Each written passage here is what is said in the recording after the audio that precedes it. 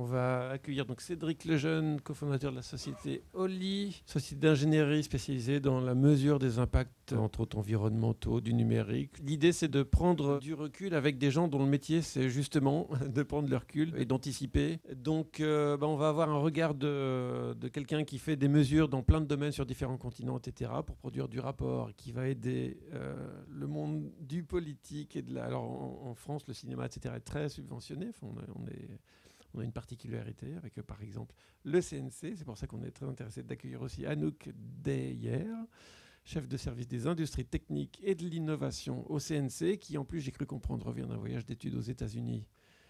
Sont très centrés sur ce sujet-là, donc c'est intéressant d'avoir son retour et justement cette vision qu'elle a de comment... les institutions anticipent tout ça, et puis un regard final qui, bien sûr, qui pourra intervenir sur n'importe quel point, à n'importe quel moment, de la sociologie. On va accueillir donc Gwenaëlle Rault, professeure de sociologie à Sciences Po, spécialisée depuis une dizaine d'années sur le cinéma, ce qui se passe sur le cinéma live, qui lui-même, c'est une industrie qui est issue d'inventions, qui se réinvente en permanence. Et on va se demander quelles sont les grilles de lecture de chacun et comment on peut nourrir notre réflexion à venir. Et je vous demande de prendre place si vous voulez. Et puis je vais laisser la main à Cédric. Bonjour, merci de m'accueillir. Cédric Lejeune, effectivement, j'ai la chance avec mes 5 associés de travailler dans une société qui s'appelle Oli. Alors la baseline, c'est Data AI Sustainability. Ça commence par la donnée, parce que ce soit pour faire de l'intelligence artificielle ou une stratégie de durabilité de l'entreprise, il faut des données pour savoir comment ça marche. Donc il y a tout l'essentiel du travail qu'on fait, c'est structurer les données. On fait beaucoup d'Excel, c'est pas super sexy, mais c'est essentiellement à ça qu'on passe nos journées. Et donc, si tout va bien, Inception, on va utiliser de l'IA pour calculer les impacts de l'IA. Ça, c'est... Je vous donne un petit peu la conclusion. Donc notre mission à nous, c'est de fournir aux directions finance, opérations techniques, RSE du secteur tech ICC des outils pour mesurer, comprendre et réduire l'empreinte environnementale. Nous, on a une approche qu'on essaye le plus objective possible, et notamment par une approche donnée. Et la première chose qu'on fait, c'est critiquer les données. Malheureusement, tout ce qui est aujourd'hui sur les aspects environnementaux, c'est une science derrière qui est très jeune. Il y a encore beaucoup de choses sur lesquelles on ne sait pas. Et donc, on doit faire beaucoup de travail, notamment pour différencier les bonnes pratiques, les mauvaises pratiques, qui ne sont pas forcément reproductibles en chiffres. Et on revient sur les problématiques de biais dont on a parlé dans l'IA avant, c'est-à-dire que on fait du machine learning, tout ça, mais malheureusement, pas assez souvent on critique les données qu'on utilise en entrée. Un des grands moteurs que l'on a actuellement, c'est qu'au-delà des aspects sociétaux et des réelles convictions environnementales de certains grands groupes, ils ont aussi des engagements, et notamment une nouvelle réglementation qui se met en place, un truc dont peut-être certains d'entre vous ont entendu parler, la CSRD, qui, comme vous voyez, c'est un truc. Alors, j'ai récupéré une source d'un cabinet justement juridique qui travaille là-dessus. La partie environnementale est à gauche et la partie climatique, c'est une seule des lignes. Donc, la CSRD, c'est pas seulement le carbone, c'est tout ça, c'est beaucoup de choses. Et surtout, la grosse difficulté pour les entreprises, c'est que ça leur demande de remonter énormément d'informations de leur entreprise dans leur rapport extra-financier. Donc ça va être il y a un aspect réglementaire, mais surtout il y a un aspect boursier. Et comme le cadre est très bien défini et normalisé, ça veut dire que les entreprises deviennent de plus en plus comparables. Ce qui fait par effet induit, direct, que la bourse, quand elle va regarder deux entreprises, une entreprise qui fait 1 milliard de chiffre d'affaires avec 2000 tonnes de carbone et une entreprise qui fait 1 milliard de chiffre d'affaires avec 20 000 tonnes de carbone, celle qui fait 20 000 tonnes de carbone, elle est 10 fois plus fragile que celle qui fait 2000 tonnes de carbone. Parce que le carbone est un super indicateur macro du fonctionnement de l'entreprise. C'est très mauvais en micro, ça ne marche pas très bien dans l'opérationnel. Par contre, au niveau décisionnel, tout ça peut être des choses assez intéressantes. Donc ça, aujourd'hui, c'est un vrai moteur. Et à l'international, notamment en Europe, ça bouge très vite. Donc ça, c'est des choses qui vont être... dans le secteur, comme tu disais, Quentin, il y a évidemment beaucoup avec le CNC, tout ça. Les régions aussi qui mettent en place des subventions, ou en tout cas des promotions sur les aspects environnementaux. C'est ce qui est très mis en avant, mais en fait, les donneurs d'ordre, ceux qui achètent vraiment, eux aussi, et rapidement, vont être plus exigeants sur ces paramètres-là que sur les autres aspects. Donc derrière, il y a beaucoup d'outils qui se mettent en place, de la labellisation, parce qu'il y a beaucoup de choses qui relèvent du qualitatif et pas du quantitatif. Donc ça, c'est un sujet aussi, c'est que le carbone, déjà, c'est qu'un tout petit aspect du problème, c'est l'aspect climatique. Comme on voit ici, il y a les aspects biodiversité, réellement pollution. Le carbone, c'est pas la pollution, donc il ne faut pas oublier non plus que c'est vraiment qu'un tout petit aspect. Et donc, il y a plein de choses qui se mettent en place. Le CNC a validé de calculatrices. Il y a le conditionnement des ailes, tout ça. Donc, tous ces paramètres-là, c'est ceux qui font que la thématique avance sur notre secteur. Donc, il y a 3 impacts par rapport aux aspects environnementaux. Il y a celui qui se fait au moment de la génération et de l'entraînement du modèle. Alors, vous avez peut-être vu passer justement des articles un petit peu, notamment au moment de l'entraînement de ChatGPT-4, où ils ont mis à mal l'approvisionnement en eau d'une grande ville aux États-Unis. Il y a aussi les aspects. Alors, on parle beaucoup de l'eau, bizarrement, parce qu'en pratique, un truc qui peut paraître un peu fou, c'est que justement, on utilise beaucoup d'eau et en plus de l'eau potable. Ce qui peut paraître ridicule, mais malheureusement, il n'y a pas tellement le choix pour refroidir les data centers. Ce que vous avez dans les entreprises, notamment les entreprises d'animation, d'effets spéciaux, c'est des petites clims qui ont plein de gros défauts, notamment les gaz qu'elles utilisent, qui ont des pouvoirs réchauffants qui sont assez élevés. Les gros data centers, eux, peuvent être beaucoup mieux optimisés, notamment en utilisant de l'eau. La contrepartie, c'est qu'ils utilisent beaucoup d'eau. Alors, si on regarde à l'échelle industrielle, ce n'est pas forcément si énorme que ça, mais c'est quand même des trucs qui sont assez inquiétants. Donc, il faut se poser la question un petit peu de comment ça marche. Ensuite, il y a le fine-tuning. Donc, on parlait tout à l'heure des LoRa, où là, nous, on avait fait par exemple des tests en upscaling, se pose la question de l'IA sobre, c'est-à-dire travailler avec des jeux de données où on sait ce qu'on fait. Là, on en revient justement aux aspects sémantiques. Un des gros problèmes de l'approche brute force qu'on a en IA en général, c'est qu'on traite une énorme variabilité, surtout dans notre secteur qui est créatif, donc qui doit générer de la variabilité. On en a parlé. Hein. La volonté, c'est de créer quelque chose qui est différent, d'original. Donc, par essence, on génère de la variabilité. Et donc, ça pose statistiquement plein de problèmes. C'est qu'on essaye tout le temps de faire des trucs différents. Donc, après, quand on fait une moyenne de ça, ça fait forcément un filtre passe-bas. Or, si on décrit ce qu'on fait mieux, notamment avec une approche sémantique, on peut très largement baisser l'impact d'un système qui essaye de détecter des patterns dans un truc qui essaye, lui, de diverger, quoi. Deux modèles en opposition de phase entre convergence et divergence. Donc ça, c'est un problème où on peut imaginer justement qu'une approche sémantique permette de mettre en place des IA sobres, donc dans le fine-tuning. Puis après, il y a l'usage. Et après, donc là, c'est pareil, il y a eu des articles qui sont sortis, comme quoi une conversation avec un chat GPT, c'était 1 millilitre d'eau. Mais 1 millilitre d'eau, c'est encore une fois rien c'est un des aspects. Après, il y a tous les aspects d'énergie qui sont énormes. Il y a les aspects de matériel qui sont utilisés derrière, les data centers, tout ça. Donc, c'est des impacts qui sont très forts. Donc, pour les mesurer, les impacts, c'est pas simple parce que derrière l'IA, il y a souvent le cloud. On ne fait pas encore grand-chose en local. Éventuellement, on affine un peu ces modèles, mais entraîner un modèle, ça reste encore un petit peu... Sauf à ce qu'on fasse justement du sobre avec des trucs très déterminés, et là, ça peut être intéressant. Donc, il y a un énorme problème de transparence des fournisseurs de services en cloud. C'est pour ça que j'ai mis ces nuages qui sont très noirs. Malheureusement aussi, les clouds, même quand on est dans des pays à l'électricité peu carbonée comme la France, malheureusement, il y en a beaucoup qui tournent au diesel parce qu'ils sont autour des grandes villes et les grandes villes n'ont pas assez d'électricité. Donc ça, c'est une réalité aussi, c'est qu'ils ne sont pas aussi propres qu'ils devraient. Et puis après, il y a plein de choses, on ne sait juste pas du tout. C'est-à-dire que notamment, si vous demandez à NVIDIA l'impact de fabrication d'un GPU, ils ne savent pas vous répondre. Ils disent, on a plein de fabricants qui utilisent nos modèles, nous, on est une fabless compagnie, et donc on ne peut pas vous répondre. La réalité, c'est quand on commence à mesurer, on se rend compte que c'est assez énorme. Un serveur avec un peu de RAM et un peu de SSD pour faire de l'entraînement, c'est quelques tonnes de carbone qu'il faut amortir sur une durée très limitée aussi, parce qu'en pratique, c'est des machines qui se renouvellent très rapidement. Donc nous, on a un projet de recherche avec l'Université de Breda pour voir justement l'impact de l'IA sur les métiers pour leur part, avec plusieurs studios et plusieurs parties prenantes, et nous, on va s'occuper de la partie environnementale. Et donc réduire les impacts, ce qu'on peut dire aujourd'hui en mode bon sens paysan, hein, parce que comme on n'a pas encore beaucoup de chiffres, mais c'est pas parce qu'on n'a pas de chiffres qu'on peut pas avoir d'opinion.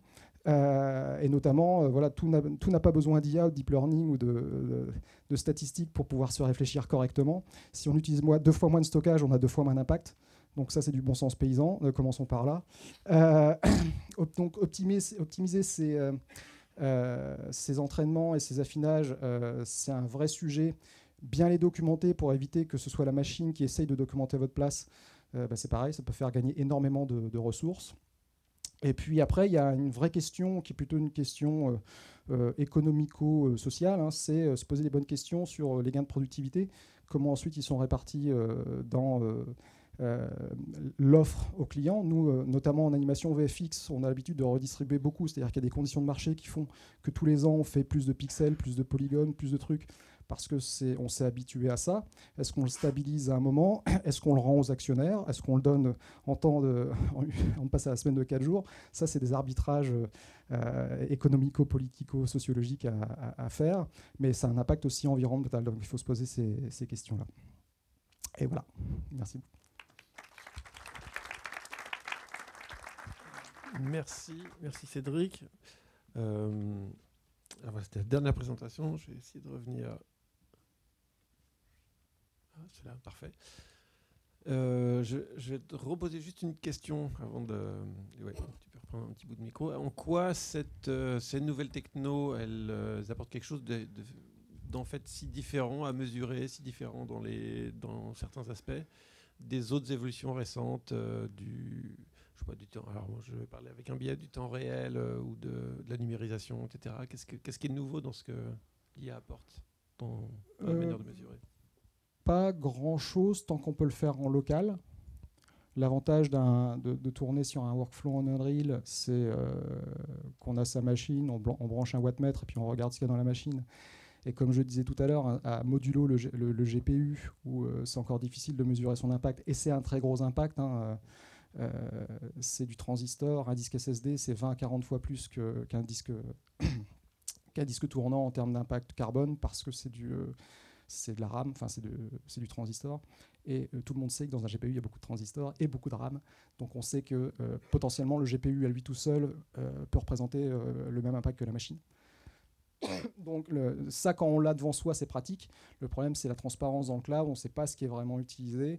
En plus, il y a de plus en plus de matériel un peu spécifiques qui sont développés par les...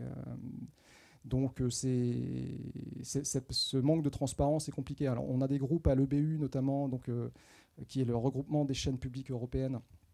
Donc on a un groupe Sustainability qui travaille sur la partie tech. D'ailleurs, demain, on sponsorise un événement justement sur la Sustainability, la CSRD, qui sera disponible en ligne sur le site de l'EBU, c'est pour ceux que ça intéresse. Et à la CMPT aussi, on a eu un groupe de travail sur la Sustainability du cloud. Et là, il y a des gens d'Amazon, il y a des gens de Google qui sont là, Microsoft, mais ils commencent toutes leurs phrases en disant si vous faites du cloud, vous pouvez diviser par 20 vos émissions carbone. Donc c'est un petit peu difficile de se positionner là-dedans, parce que c'est vrai dans certains cas, quand c'est bien aligné, mais c'est des poissons volants, quoi. C'est-à-dire que derrière, c'est pas parce que, oui, ça peut arriver que tout est comme ça. Et surtout, s'il n'y a pas de transparence, on le sait, il y a des groupes de travail sur ces sujets-là, mais la transparence est très difficile à établir. Entre les déclarations de Microsoft dernièrement... qui vient de se faire kicker du SBTI. Ouais. Parce qu'en fait, c'est quand même tout ça aussi mesuré par des structures indépendantes qui vérifient si quand même ils peuvent apporter certaines preuves, ou comment Microsoft s'est fait sortir. Oui, le SBTI, c'est donc le World Wide Fund, WWF, les Nations Unies et le Climate Disclosure Protocol qui travaillent ensemble pour valider que les plans d'action de réduction carbone sont valides par rapport aux accords de Paris. Bon, alors déjà maintenant on sait qu'on les a passés, donc bon, c'est compliqué. Et donc, il vérifie que les gens suivent leur trajectoire. Et là, pour le coup, il y a plein de mécaniques, comme je disais tout à l'heure, c'est pas sec du tout. Hein. Toute la partie carbone, il y a beaucoup de débats, il y a plein de choses qui avancent parce que c'est une science qui progresse, qui est très très jeune. Mais toujours est-il que là, il y a plein de grandes entreprises qui justement ont, de par les changements de calcul, de par leur incapacité aussi à aligner leur stratégie par rapport, stratégie environnementale par rapport à leur stratégie commerciale, se sont fait effectivement kicker du programme. Ok, alors on va passer au volet institutionnel avec Anouk. Comment, un peu même question, est-ce que cette nouvelle évolution, elle est un peu différente de celle qu'on précédait? Comment le CNC aborde la chose? Alors oui, elle est évidemment différente, ne serait-ce que par l'angoisse qu'elle génère. Euh, alors moi, je suis pas au CNC depuis 50 ans. Hein, c'est quand même, j'ai pas une profondeur historique suffisante peut-être, mais là, il semblerait que ça soit quand même une des premières technos qui impacte toute la chaîne de valeur, sur toutes les typologies de contenu, sur tous les formats. Donc déjà, il y a un aspect systémique qui est, je pense, du jamais vu. Et après, ça suscite énormément de questions, énormément d'inquiétudes. On a rarement vu une technologie arriver si vite et impacter autant. Il y avait, vous l'avez relevé, dans les métiers de l'animation, des VFX, on sait que c'est des métiers qui ont l'habitude de s'emparer de nouvelles technologies, de nouveaux logiciels. Il y a des générations qui sont sorties d'école en étant formées sur des logiciels et qui 20 ans après travaillent sur complètement autre chose. Il y a quelques métiers comme ça pour lesquels s'acculturer aux nouvelles technologies, c'est pas très compliqué, ça a toujours été dans leur nature. Le fait qu'il y ait tout un secteur qui est lui-même multi-secteur, multi-sous-secteur, qui soit confronté à une même technologie qui interroge autant, oui, je pense que c'est clairement du jamais vu. Du coup, nous, on est un peu comme tout le monde. Il y a eu une phase peut-être de sidération, la première phase, ensuite une phase d'observation, et puis une phase de réflexion. On est toujours un peu dans cette observation et cette réflexion. L'idée, c'est quand même... la particularité, je ne sais pas si tout le monde est familier de qui on est et de ce qu'on fait. Donc, le Centre national du cinéma, c'est un établissement public sous tutelle du ministère de la Culture. On est à la fois administration centrale et établissement public. Et globalement, notre mission, c'est financement et régulation du secteur cinéma et audiovisuel. Donc, on a cette particularité d'accompagner le secteur, de le financer, de le réguler quand il en a besoin. Mais on est aussi une administration. Et donc, en fait, la question, elle est un peu double pour nous. C'est-à-dire que comment est-ce que nous, on intègre en tant qu'établissement le sujet intelligence artificielle dans une administration ? Comment est-ce qu'on accompagne le secteur sur ce sujet-là, dans sa réflexion, dans sa transformation ? Et comment on impacte nos dispositifs de manière à ce qu'ils puissent répondre à ces nouvelles problématiques ? Donc, on est quand même confronté à un gros morceau sur lequel, comme tout le monde, on aimerait aller vite. Et en même temps, on voit que ça change tellement vite que c'est compliqué d'aller vite. Donc voilà, on fait ce que vous avez déjà mentionné, c'est-à-dire qu'on a quand même réussi à lancer une étude qui a été confiée à Breakpoint pour une observation la plus objective possible dans la mesure du possible, c'est-à-dire cas d'usage. Voilà, où est-ce qu'on en est là maintenant tout de suite dans la chaîne de valeur, qu'est-ce qui est impacté maintenant, qu'est-ce qu'il sera dans pas très longtemps. Est-ce qu'on a déjà des exemples un peu concrets ? Parce qu'il y a quand même eu toute une période où tout le monde en parlait, mais c'était compliqué de trouver les projets.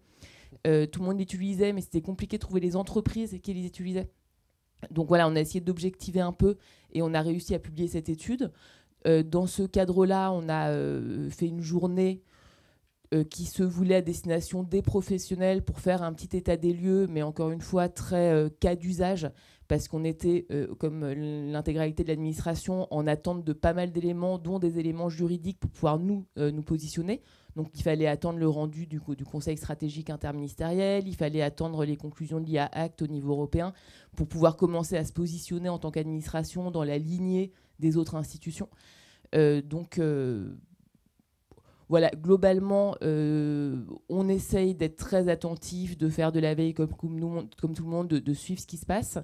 Et on réfléchit fortement à la manière dont on va... est-ce qu'on doit impacter nos dispositifs ? Dans quelle mesure ?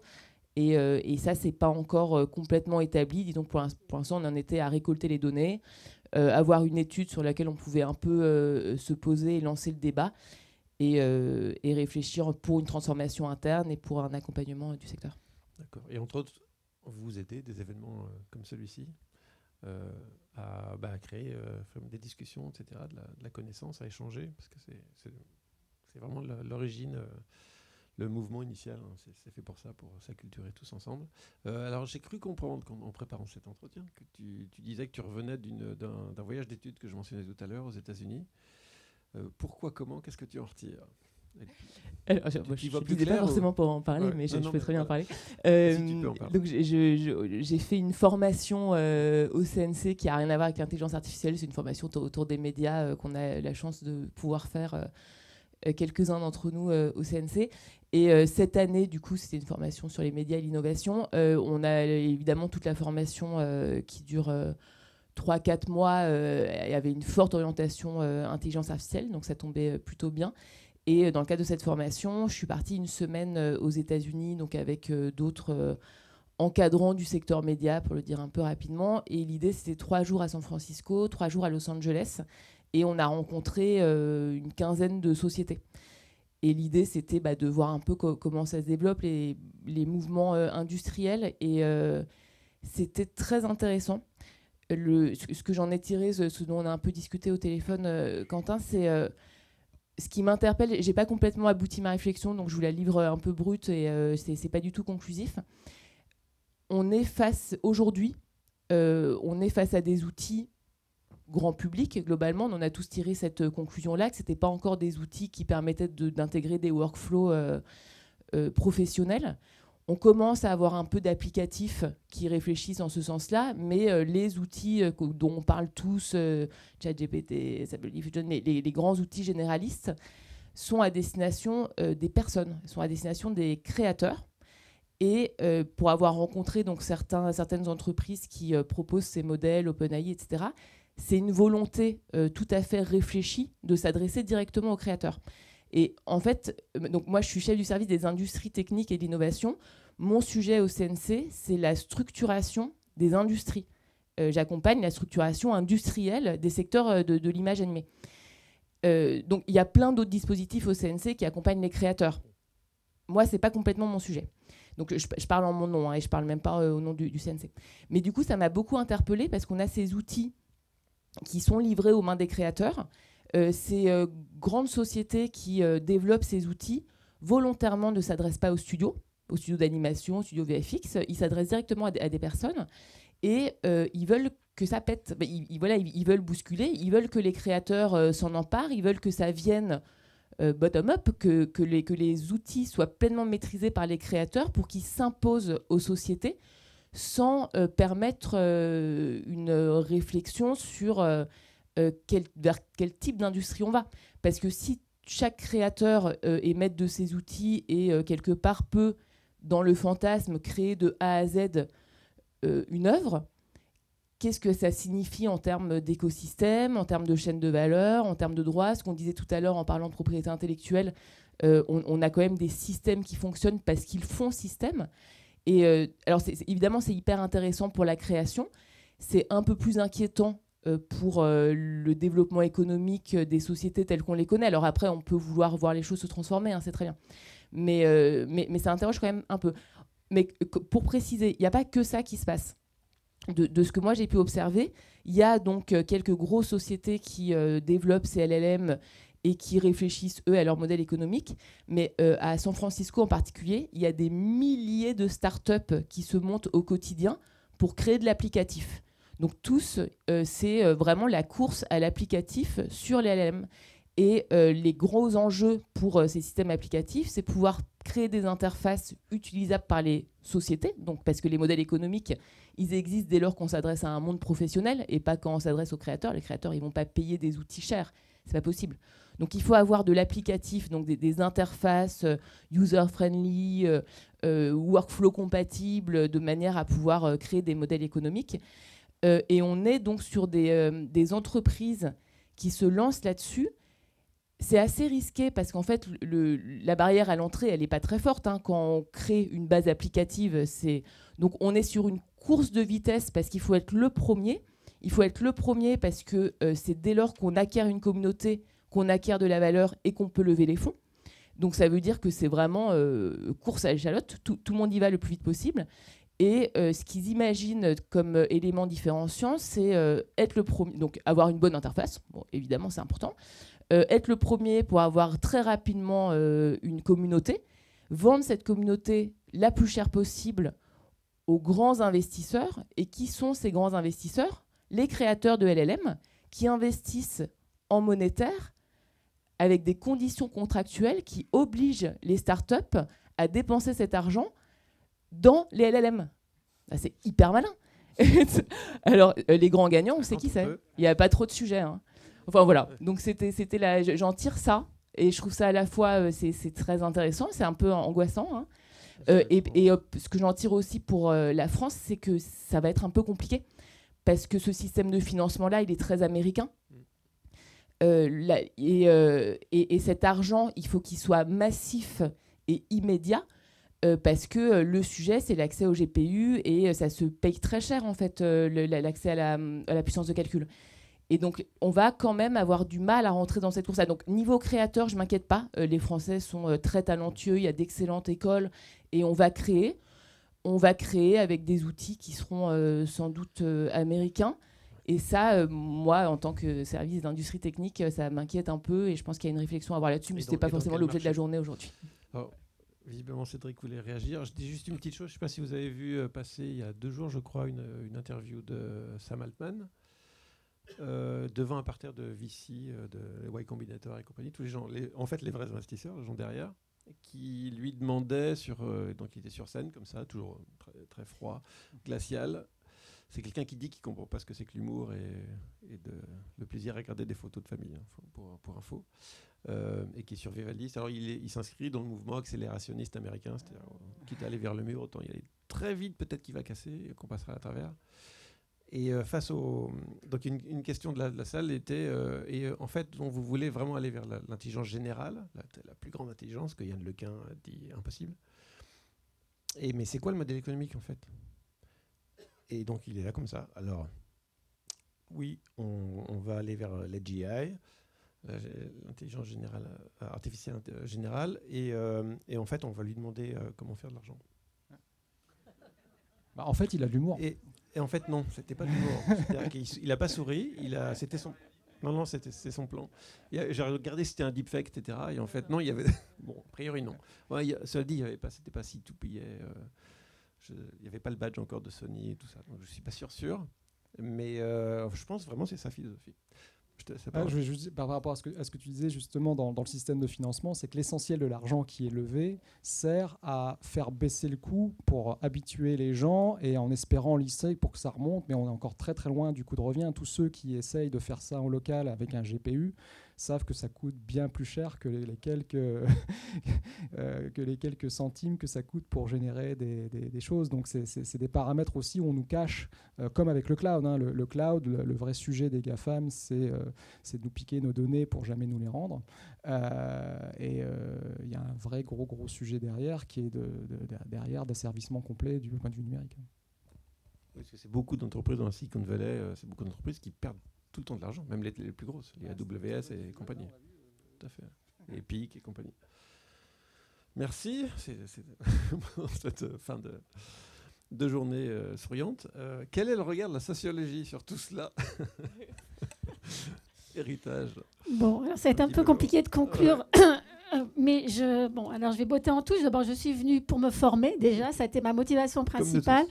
Et certainement pas en tant qu'experte. Alors déjà, d'où je parle un petit peu, tu l'as dit. Donc moi, je suis d'abord sociologue du travail. Donc je m'intéresse aux transformations des métiers. Et mes premiers objets de recherche ont porté d'abord sur l'industrie automobile. Non, rien à voir, mais une industrie qui a été très concernée par la question de l'automation. Et dernièrement, depuis une quinzaine d'années, je m'intéresse aux métiers du cinéma, à leur transformation, leur évolution, avec d'abord une entrée qui est passée par le décor. Donc dans les films live, comme vous dites chez vous, du côté de l'animation. Et aujourd'hui, justement, je m'intéresse à, d'une part, tout ce qui est VFX numérique et VFX on-set, comme on dit. Et puis, là-dedans, on a d'autres outils qui viennent se loger, et notamment des outils d'IA qui sont relativement peu utilisés pour l'instant, dont on voit un usage, alors plutôt dans les métiers de la décoration, notamment dans la phase de préparation et de réflexion sur l'imagination des décors.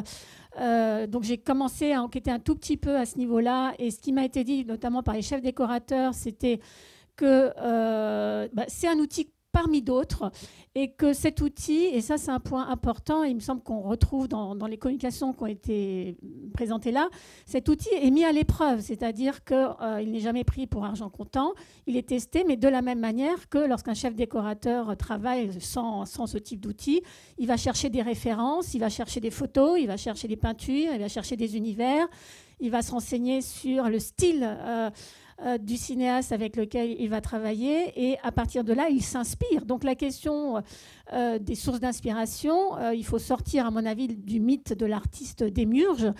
C'est une inspiration qui se fait de manière collective, et je dirais que l'IA n'apporte pas une rupture radicale par rapport à ça. C'est quelque chose qui va être une opportunité, qui va faire ses preuves ou non, et qui sera aussi amélioré aussi par l'apprentissage qui va être fait dans la manière de s'en servir, parce qu'encore aussi faut-il savoir définir les bons prompts. On parle beaucoup du résultat de l'IA, c'est-à-dire du produit réalisé par IA, et les entreprises montrent des magnifiques bandes démos. On a vu les résultats des jams tout à l'heure. Ça crée son effet, mais derrière, on ne parle pas toujours justement des coulisses, du processus de production qui est souvent chaotique, de l'enjeu des bases de données qui vont être annotées, qui vont être triées, qui vont être simplifiées, qui vont devoir être configurées, donc largement travaillées pour arriver à faire quelque chose de qualité ou pas forcément de qualité. Et donc, c'est toute cette chaîne de coopération qui mérite effectivement d'être interrogée pour comprendre pourquoi on arrive à ce type de résultat. Alors, autre espace d'usage que j'ai pu voir, mais très rapidement, et là, c'est quelque chose que je dois creuser, c'est effectivement, par exemple, dans le maquillage, où effectivement, on a l'usage d'outils d'IA assez performants, mais qui sont utilisés de manière très efficace pour gagner du temps, pour certains tournages, où on ne va pas passer 6 heures à faire, surtout si on travaille sur des enfants, à faire 6 heures de maquillage parce que c'est fini, puis il y a le droit du travail, donc on ne peut pas non plus... voilà. Mais en même temps, si le maquillage est fait par l'IA en post-prod, peut-être que l'acteur qui ne sera pas grimé aura plus de mal à s'identifier à son personnage. Donc à chaque fois se pose la question des frontières que l'on va ou des lignes de partage que l'on va construire entre ce qu'on va déléguer à l'IA, une délégation sous contrôle, plus ou moins, sachant que le contrôle est en soi un travail qui s'affine, et puis ce que l'on va garder. Et donc il y a quelque chose qui a été beaucoup évoqué aujourd'hui, et je souscris complètement, notamment par Benoît Méjean, mais vous n'étiez pas le seul, sur la question de l'hybridation. Effectivement, cette idée qu'on puisse, que quelque chose, qu'on personnalise, d'ailleurs on parle de l'IA comme si c'était une personne. Et d'ailleurs, le terme intelligence artificielle est absolument trompeur. On ne parle pas de bêtises naturelles, et là on parle d'intelligence artificielle. Mais elle n'est pas artificielle. Derrière, ce sont bien des humains qui ont construit, qui ont nettoyé les bases de données, qui ont construit des moteurs d'apprentissage. Donc il n'y a rien d'artificiel dans ce qu'on appelle l'IA. Et donc ce mot pour désigner un outil qui est en plus un outil qui présente plusieurs facettes est assez trompeur, parce qu'il contribue à fantasmer l'outil et à le craindre aussi en même temps, et à fantasmer aussi sur les promesses, sur les choses qu'il peut apporter. Donc moi, je ne suis pas du tout une fan de Jacques Ellul. C'était notre juriste tout à l'heure que Jacques Ellul défendait l'idée que les techniques pouvaient s'autonomiser. Non, les techniques sont l'émanation des hommes qui tentent de s'y approprier, et dans des formes d'appropriation qui jouent la carte de l'hybridation. Et c'est aussi dans l'hybridation qu'elles montrent aussi leur utilité. Donc ça, c'est un point qui me semble absolument essentiel et réaliste d'une certaine manière. Et donc, moi, dans ce qu'on a pensé, il me semble, ensemble, c'est justement l'articulation de cette nouvelle forme d'expertise, de ces nouveaux outils, avec d'autres manières de faire qui sont tout à fait complémentaires et qui sont encastrées, qui s'encastrent mutuellement.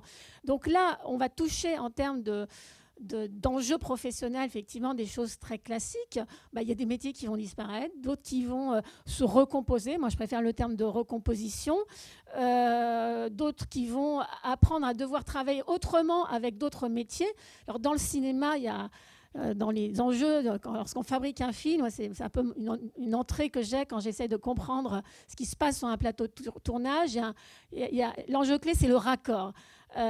Comment être raccord? Alors, raccord de montage, mais raccord avec les autres professionnels avec qui on travaille, raccord entre le décor virtuel et le décor réel. Et on sait que finalement, pour qu'un décor virtuel puisse jouer la vraisemblance, il faut qu'il soit en raccord avec l'arrière-plan qui, lui, va être réel. Donc avec une certaine matérialité qui devra se penser en continu avec les VFX. La question de la place de l'IA, finalement, comme instrument pour nous créer, devra se penser avec ce qui existe déjà, et sera aussi transformé avec ce qui existe déjà. Alors, je ne sais plus où j'en suis dans mes réflexions, qui étaient plutôt des réflexions boomerang. Et ce que j'ai noté aussi dans toutes les remarques qui ont été faites, c'était effectivement l'enjeu de l'apprentissage, apprentissage des outils, apprentissage des prompts, apprentissage aussi des limites de ces outils, et puis apprentissage aussi de contrôle de ces outils. Et dans ce qui a été évoqué parmi vous, il y a l'enjeu de la traçabilité. Donc l'enjeu de la traçabilité, justement, c'est une réaction pour ne pas se faire déposséder, pour ne pas être aliéné, pour reprendre des termes classiques qu'on emploie parfois en sociologie, de l'outil qui a été créé. Et donc, qui dit traçabilité dit aussi finalement responsabilité par rapport à ce qui se fait, ce qui a été fait, et responsabilité par rapport à l'usage que l'on va en faire. Et donc là, il y a des enjeux, effectivement, qui sont des enjeux de maîtrise de l'outil, et puis des enjeux, je dirais, de valorisation économique. Alors là, il y aurait des études à faire, à suivre très précisément. Est-ce que cette traçabilité va être un moyen de protection ou alors un autre fil contraignant, et contraignant pour qui et pourquoi? Mais en tout cas, ce qui est certain, c'est que par rapport à l'IA, on voit en œuvre des dynamiques professionnelles qui se jouent, des apprentissages, des ruses, des résistances, des réponses. Donc on n'est pas du tout dans un monde qui est figé, et ça, tous les témoignages d'aujourd'hui l'ont signalé. Là, effectivement, ce que vous avez dit, c'est la vraie nouveauté, je dirais, c'est la temporalité, la rapidité, la difficulté à suivre finalement ces progrès, ces évolutions techniques qui sont des progrès pour les uns et pas forcément pour les autres. Mais en tout cas, sur la question de l'automatisation, je dirais que c'est une question qui est extrêmement ancienne. Je dirais, c'est pour rendre hommage à un de mes maîtres, les premiers travaux d'Alain Touraine sur l'automation qui datent de 1949. Il étudiait justement ce que produisait l'automation dans les ateliers de chez Renault. Il disait ne pourra être automatisé que ce qui a été préalablement simplifié. Parce qu'on ne peut mettre en calcul que des gestes élémentaires pour pouvoir codifier les choses. Et après, il nous disait, une fois que c'est automatisé, la machine va fonctionner sans l'intervention directe de l'homme. Sans l'intervention directe, mais ça ne veut pas dire sans l'intervention de l'homme. Et donc, question sociologique, où se place l'homme dans ce processus de fabrication automatisé? Il se place à la marge du système. Mais sa marge, en fait, est absolument déterminante, puisque ces systèmes sont faillibles, ces systèmes tombent en panne, et pour pouvoir les contrôler, il faut pouvoir leur donner du sens. Et pouvoir leur donner du sens, on ne peut pas leur donner du sens seul. Il faut pouvoir leur donner du sens en mobilisant des expertises de ceux qui vont maintenir les machines, qui vont être à différents points du réseau. Donc ça a été un des premiers à faire une sorte de sociologie du réseau, même s'il n'appelait pas ça comme ça à l'époque. Et donc là, il interrogeait la place de l'homme dans ce processus de production. C'est exactement ce qu'on fait aujourd'hui finalement. Le fait d'être à la marge, ça ne veut pas forcément dire être marginal ou être marginalisé. Ça veut dire être en position de surveillance-contrôle. Surveillance-contrôle, c'est décoder les informations qui vont permettre ensuite, en mutualisant des savoirs, d'avoir prise sur eux. C'est exactement ce qui se joue en ce moment, mais avec des accélérations incroyables, de nouveaux outils, de nouvelles représentations. Et c'est pour ça que c'est c'est très intéressant sociologiquement. Donc, dans ce que je voulais dire, je crois que j'ai dit l'essentiel. On a beaucoup parlé de style. Le style, ce n'est pas simplement le style des images, mais c'est aussi les styles des corps. Alors, moi, j'étais très frappée tout à l'heure par une des premières présentations. On voyait Spider-Man.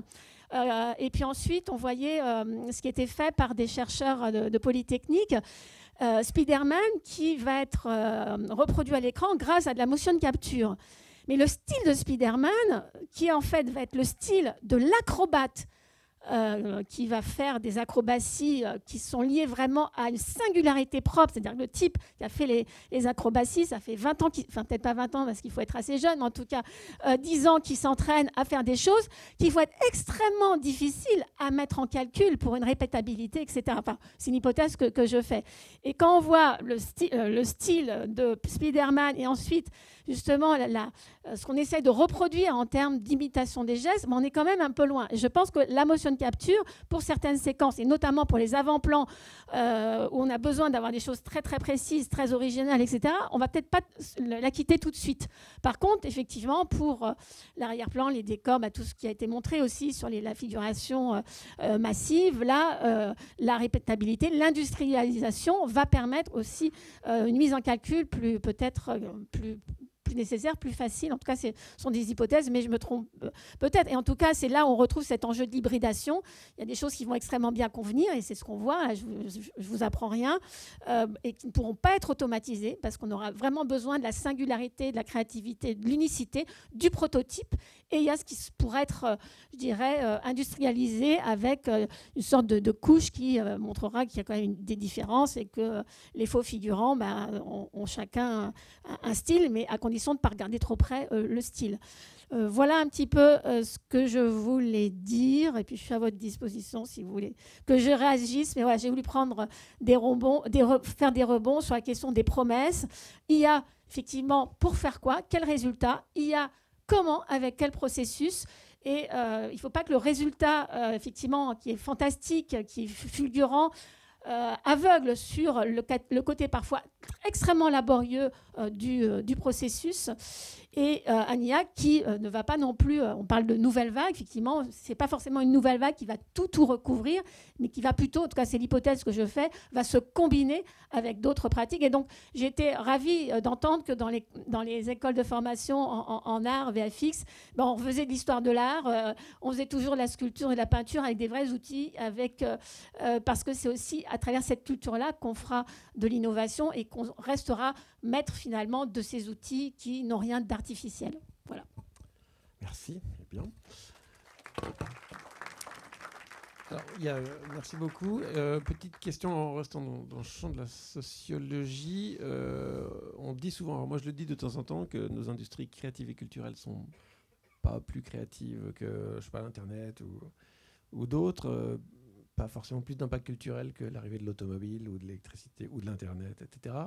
Mais qu'elles ont une particularité, c'est qu'elles mettent en scène un public qui regarde des performeurs, en fait, des acteurs, etc. Un peu comme le sport, d'ailleurs, que je mettrais dans les industries créatives et culturelles, du coup. Et qu'elles vivent de ça et que ça joue sur un levier qu'ont les hommes, qui sont des animaux sociaux, et qui aiment regarder d'autres humains faire des choses, développer. Quand on regarde même sur les outils qui d'ailleurs utilisent cette appétence-là de manière la plus toxique possible, comme TikTok ou des réseaux sociaux, grosso modo, on voit que les gens ils regardent en fait d'autres gens faire des cookies, danser, etc., faire des choses comme ça. Et pour moi, alors ça c'est un usage, on va dire justement toxique sur ces réseaux-là, mais quelque part, ça montre aussi que en fait, nos industries vivent du fait qu'on veut voir des humains faire quelque chose, qu'ils les fassent d'ailleurs, quel que soit l'outil. Et entre autres d'exemples de cette particularité-là, je note l'impossibilité au cinéma de stop motion, par exemple, qui est le cinéma qui coûte le plus cher à faire pour faire des minutes d'animation. Il ne disparaît pas, il se développe même de plus en plus, et sans doute parce qu'il y a une appétit, une envie du public à voir, finalement, à percevoir des humains, même s'ils voient, en fait, ils le voient à travers l'œil, percevoir des humains qui s'embêtent à manipuler des choses, et on se projette un peu, sans doute, dedans cette performance, en fait. Quel est votre regard là-dessus ? Je ne sais pas si je vais répondre à la question, mais je vais réagir en tant que spectatrice, justement, sur ce qu'on a vu des élèves. Donc on a vu un résultat, et ces résultats finalement sont des performances, puisque en très peu de temps ils ont fait des œuvres extrêmement spectaculaires. Mais il y a quand même un lien, il y a une sorte de, comment dire, il y a un lien de familiarité entre tous ces films, même s'ils sont extrêmement tous différents et passionnants. Et moi, ce qui m'a manqué finalement parmi les échantillons en tant que spectatrice, c'est un film avec la pâte à modeler à la Wallace et Gromit. Voilà, il m'a manqué ça en fait, parce que justement, le cinéma, il se nourrit de styles différents, et les outils que l'on va utiliser vont marquer le résultat, donc vont façonner aussi la nature de l'image qui va être produite. Et c'est pour ça que je pense qu'effectivement, on a besoin de sentir la performance, mais que cette performance, elle peut prendre différents cheminements. Alors, on a parlé au début des Beatles, des générations. Moi, j'ai été initiée au cinéma par Star Wars, la guerre des étoiles.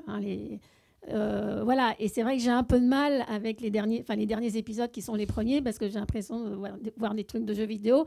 Et le côté extrêmement matériel, le côté non lisse, le côté bricolé, où effectivement on s'imagine finalement Lucas avec son équipe en train de déplacer à la main ces petits objets.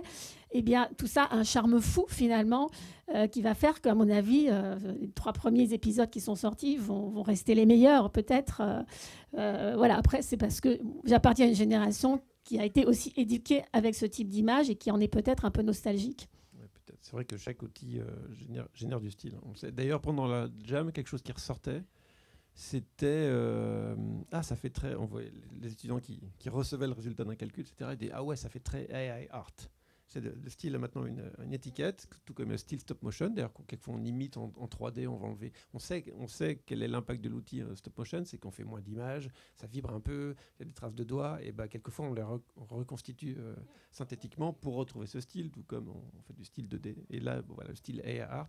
Une autre chose qu'on note, mais depuis quelques semaines déjà, on s'en était sur le serveur Discord qui est très récent, il y a quelques mois, on avait dit au début, tu vas voir que la 3D, le VFX classique, on va les appeler traditionnels bientôt. Et en fait, la semaine d'après cette discussion, je l'ai entendu dans les tables rondes. Et maintenant, on dit tradi pour tout ce qu'on a vu quasiment. Pour répondre à la même question, je ne serais pas aussi optimiste sur le fait que c'est essentiel pour nous tous de savoir que ça a été fait par l'homme. Si on montre une vidéo d'anime à un enfant, je ne suis pas convaincue déjà qu'il soit hyper attiré par la qualité. Enfin, le preschool, ça fonctionne quand même très bien et parfois avec des images vraiment moches et pour autant ça fonctionne. Ça serait un peu dire comme... Enfin, j'imagine qu'au moment où on est passé à la 3D en animation, il y a eu ces voix-là. On n'aura plus le dessin de l'humain. Et en fait, la 3D, ça fonctionne très bien. Et je ne suis pas sûre que ça fonctionne parce qu'on sait que c'est quelqu'un qui rigue, enfin tout ça est très transparent quand même.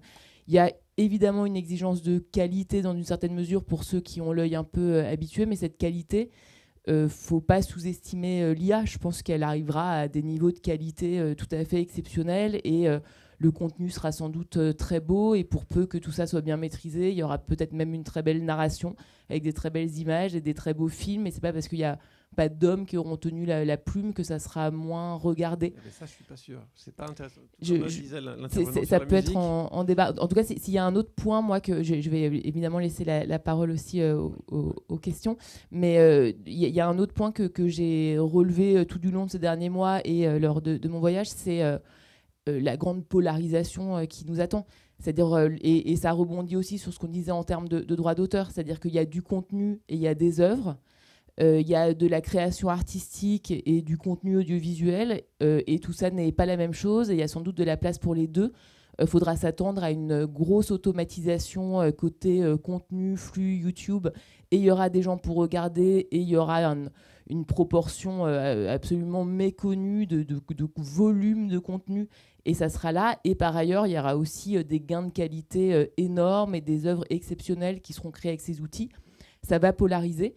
Ça va poser des questions, mais les deux existeront et coexisteront. Et je ne pense pas que ça soit un souci en soi. Et quelque part, c'est même un peu rassurant pour l'industrie, si je peux finir là-dessus. Moi, je me rappelle, une des premières interventions qu'on avait faites, je me demande si on n'était pas déjà ensemble, Quentin, devant des écoles où on disait « Vous inquiétez pas, il y aura toujours besoin de créateurs, l'IA ne pourra pas remplacer la création artistique. » Et un étudiant d'animation nous a dit « Mais nous, on va sortir d'école, on n'est pas créateur, on est d'abord...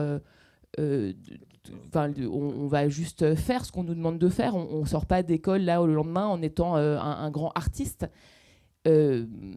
Mais donc, ma réponse aujourd'hui, avec un peu plus de recul, c'est il y aura une place, et il y a évidemment une place toujours pour l'artiste et le créateur, mais il y aura aussi toute cette partie de contenu qui va continuer à générer de l'emploi et qui va continuer à générer du volume. Et c'est comme ça aussi fonctionnent les industries, quoi. Pardon, je ne sais pas si je suis très claire sur la fin, mais vous m'avez suivi. Est-ce qu'il y a des questions de la salle ?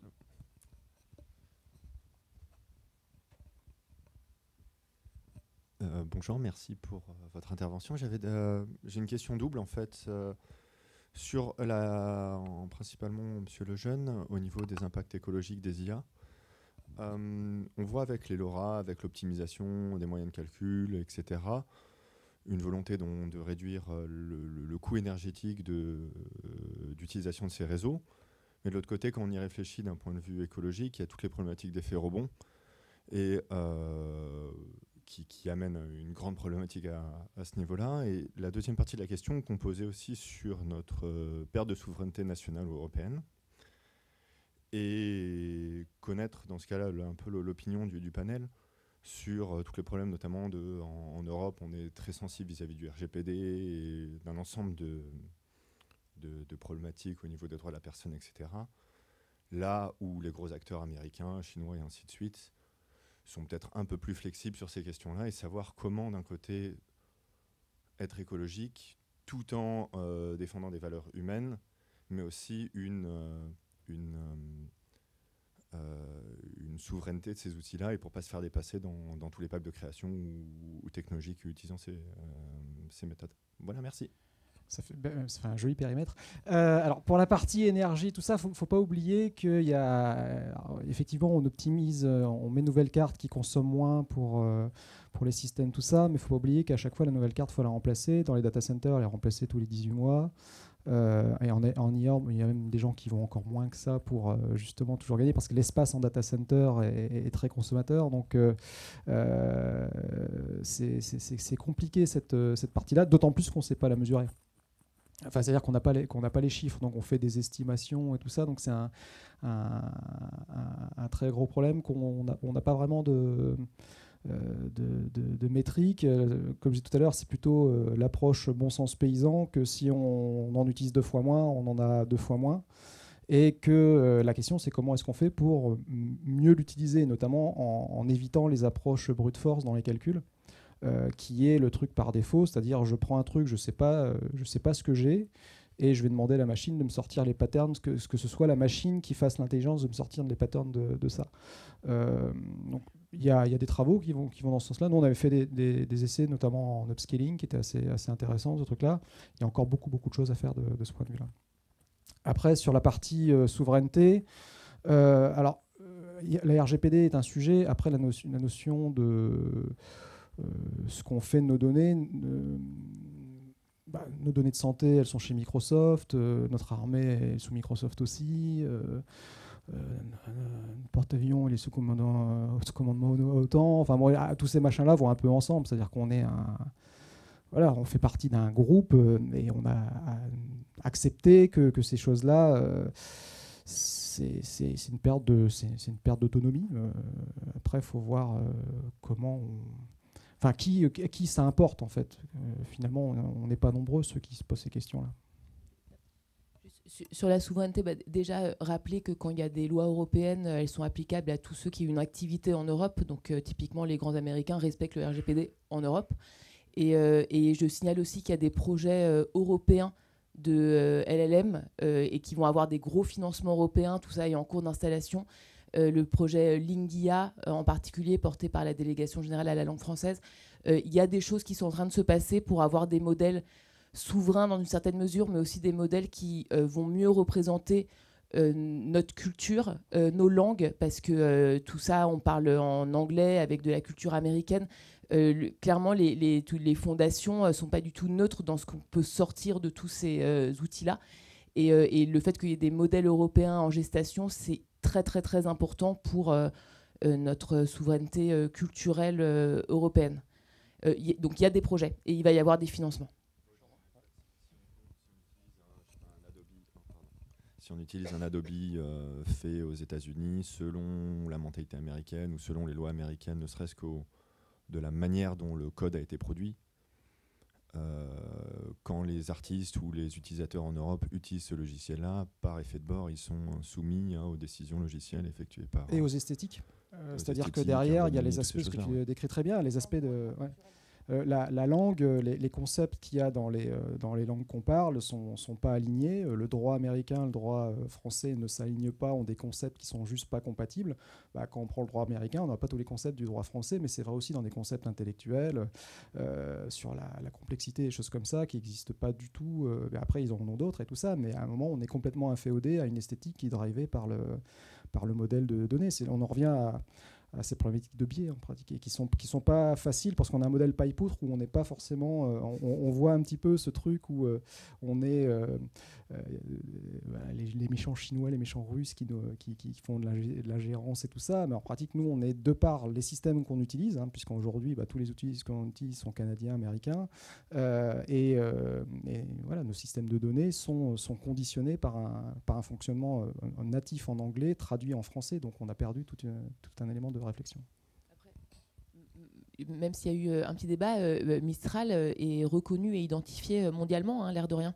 Et ça reste quand même un modèle français. Alors oui, il a de la puissance de calcul de Microsoft, mais le modèle est français et très identifié aussi à l'international. Un joli nom en plus. Je me demandais combien de langages informatiques étaient pas en anglais, à part le Pascal, avec des mots. Et encore bon, juste comme ça, parce que ce sont des mots quand même. Merci. Et juste, je crois que c'est toi, Benoît, qui disait que fait le politique par rapport aux deepfakes, etc. Il y a 2 jours, une loi a été votée, alors je ne sais plus à quel niveau, contre les deepfakes, genre si ça a été fait sans l'accord de la personne à quoi ça ressemble, et que ce n'est pas déclaré comme étant synthétique, alors c'est 20 000 € d'amende et 2 ans de prison, et si c'est du porno, c'est 60 000 € d'amende et 5 ans de prison. Je pense que le cadre juridique pour les deepfakes existe. Après, c'est pas politique, c'est juridique. Moi, il me semble que c'est quand même une question, on en parlait tout à l'heure au déjeuner, qui a été très identifiée. Alors, nous, on l'aborde moins parce qu'on est plutôt sur des sujets ciné, audiovisuels. Là, c'est un sujet très news, information, mais c'est quand même, il y a beaucoup de groupes de travail et ça a été de traiter de menaces pour la démocratie. Enfin, c'est un enjeu très clairement identifié et qui inquiète, il me semble, les politiques. Après, qu'est-ce qu'ils font concrètement, je sais pas. C'est pas chez moi que ça se passe. Mais... D'ailleurs, ils ne mentionnent pas forcément l'IA, c'est pas par quelque moyen que ce soit. Oui, mais là, il y a quand même une grosse accélération. D'autres questions ? Il y avait une question là-bas depuis. Ouais.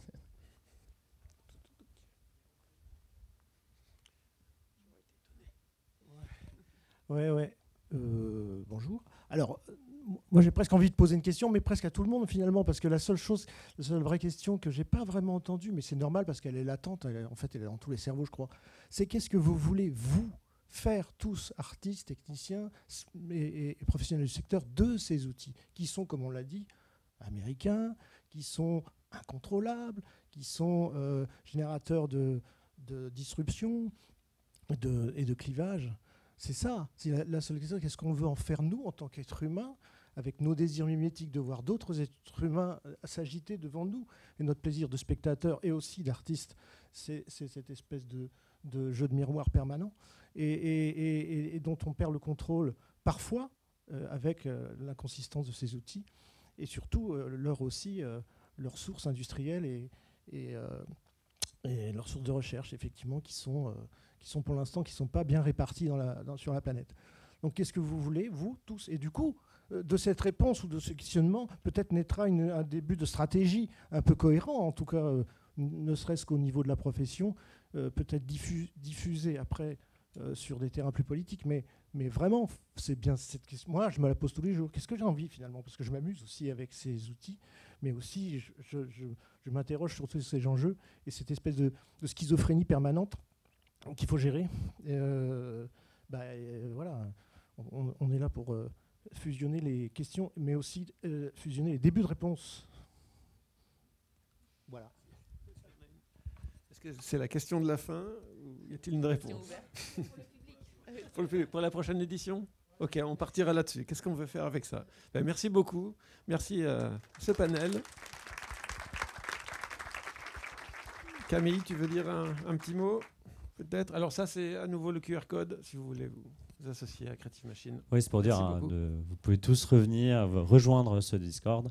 Je voulais juste en profiter quand même pour remercier, déjà, ils ne sont pas très nombreux là, mais l'équipe de Creaticisme, nous, on est vraiment un modèle coopératif, et pour qu'une partie de l'équipe, dont surtout moi et Jean-Michel ici présent et quelques autres, on puisse s'investir dans ce groupe de travail depuis le début. Il a fallu que les autres fassent tourner la boutique et c'était pas simple dans cette année de changement pour nous, de nouveaux lieux, etc. Et puis remercier les ambassadeurs qui ont rejoint le groupe, et c'était une super rencontre. Voilà, je vais en profiter parce que c'est aussi de l'humain, dont on parle beaucoup d'intelligence artificielle, et c'est des moments de partage humain, de se retrouver, de fabriquer les choses ensemble, de prendre des apéros ensemble, de refaire le monde avec cette technologie qui arrive et puis voilà, de rencontrer de nouvelles personnes. Donc si parmi vous, il y a des gens qui voudront rejoindre ce groupe de travail, c'est l'ambiance est particulièrement cool. Il y a un argument. Il y a des apéros. Voilà. Et on va prendre l'apéro. Naturel. Et d'ailleurs, voilà, cocktail. Merci beaucoup. Merci à tous.